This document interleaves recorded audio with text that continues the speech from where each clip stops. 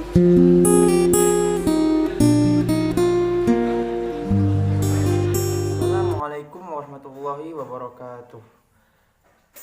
Alhamdulillahirabbil alamin, assalatu wassalamu ala asyrofil anbiya'i wal mursalin sayyidina maulana Muhammadin wa ala alihi washabbihi ajmain, amma ba'd. Ya, perkenalkan, nama saya Muhammad Rosid. Saya berasal dari Prodi Ekonomi Islam dan Fakultas Ekonomi dan Manajemen. Dan saya berasal dari Kalimantan Selatan. Ya, jadi bicara saya di depan video ini ingin mempresentasikan tentang konsep kebebasan, yang mana konsep kebebasan ini ada dua pandangan, jadi dari Islam dan ada yang dari Barat. Kita masuk dulu yang dari Barat. Jadi konsep kebebasan dalam perspektif Barat adalah berbeda dengan nilai dan norma Islam yang bersumber dari wahyu.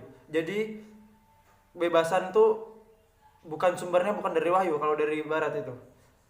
Nilai dari norma Barat itu bersifat atau bersumber dari filsafat. Nilai-nilai yang sangat dijunjung tinggi di Barat seperti kebebasan atau kita bisa dikenal freedom, demokrasi, dan HAM, human right maksudnya. Berpangkal dari paradigma filsafat hukum alam atau natural rights. Ide awal konsep hukum alam berasal dari Yunani kuno. Pada intinya, alam semesta dan setiap gerakannya diatur oleh hukum abadi yang tidak pernah berubah-ubah. Pandangan ini dikemukakan oleh Zeno. Menurutnya, akal merupakan pusat kendali untuk mengungkapkan dan mengetahui segala hal termasuk hukum alam. Jadi, di dalam perspektif Barat ini, kebebasan itu bersumber dari filsafat. Filsafat itu yang terdiri dari freedom tadi, demokrasi, dan human right. Ya, kita masuk ke dalam konsep Islam. Apa itu kebebasan konsep Islam? Seperti kita ketahui, di world Islam tidak hanya terbatas pada dimensi fisik, tetapi menembus dimensi metafisik.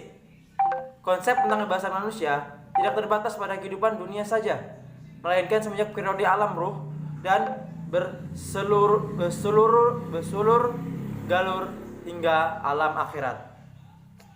Hanya saja di dunia inilah kita saat ini dengan kesadaran potensi akal yang diberikan oleh Yang Maha Kuasa mengkonsepsikan atau mengaplikasikan konsep-konsep yang ada dengan bimbingan wahyu Allah Subhanahu wa taala. Dan menurut Syekh Muhammad Naqib Al-Atos, kebebasan itu adalah kebebasan manusia dapat dilacak sejak terjadinya perjanjian primordial atau primordial covenant yang ditekan oleh setiap individu di hadapan Sang Pencipta, yang isinya adalah pengakuan seseorang hamba akan rububiyah Allah semata atas dirinya dan semua alam. Isi perjanjian tersebut adalah di mana dimuat dalam Al-Qur'an surah Al-A'raf ayat 172. Jadi, istilah yang tepat untuk menggambarkan kebebasan dalam Islam terdapat dalam salah satu syair ikhtiar. Dalam salah satu syariat ikhtiar. Apa itu ikhtiar? Ikhtiar itu tidaklah sama dengan ide modern tentang kebebasan. Sebab akar kata ikhtiar adalah khair, yang artinya baik, yang berarti memilih yang baik. Oleh karena itu, jika bukan memilih sesuatu yang baik, pilihan itu bukanlah benar-benar baik, melainkan sebuah ketidakadilan, zulum. Memilih sesuatu yang terbaik adalah kebebasan sejati. Dan untuk melakukannya, seorang dituntut untuk mengetahui mana yang baik dan mana yang buruk. Disinilah proses pendidikan memainkan peran pentingnya. Sebaliknya, memilih sesuatu yang buruk adalah pilihan yang berdasarkan kejahilan dan bersumber dari aspek-aspek tercela atau nafsu hewan. Jadi nafsu tercela itu bisa kita masukkan dalam nafsu hewan karena tidak ada pikiran untuk melakukan itu. Dan Konsep kebebasan ini telah termuat dalam ikhtiar, yaitu meraih yang terbaik, yang mana dalam upaya memilih tersebut membutuhkan sebuah daya untuk meraihnya. Maka berikhtiar berarti kebebasan. Jadi ikhtiar tuh juga termasuk dalam konsep kebebasan. Jadi kebebasan untuk melakukan upaya memilih sesuatu yang terbaik, atau bebas berusaha meraih yang terbaik di antara berbagai macam kebaikan yang ada. Jadi dalam Islam ini yang namanya kebebasan tuh udah bebas memilih, tapi dalam satu jalur, yaitu kebaikan. Kita tinggal pilih kebaikan yang mana, atau kebaikan yang ini, yang itu, yang ini. Dan kebebasan yang tidak mengandung kebaikan tidak menemukan jalan dalam ide kebebasan Islam.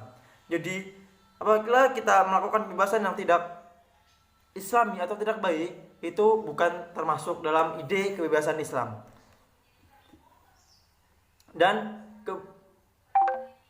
kita dapat simpulkan, jalan kebebasan adalah jalan yang ditempuh oleh orang-orang yang bertakwa.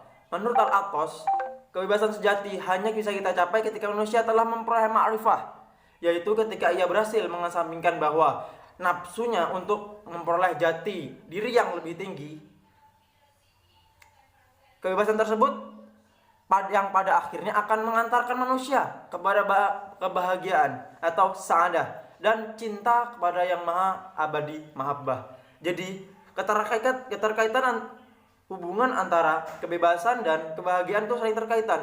Apabila kebebasan itu terpenuhi, maka kebahagiaan itulah yang akan mengiringi di akhirnya, atau muncul bagian itu sebagai pemanisnya dalam kebebasan itu.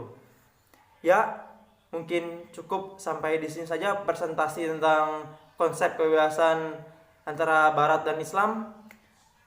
Apabila terdapat kesalahan, mohon maafkan, karena manusia tidak luput dari salah dan lupa.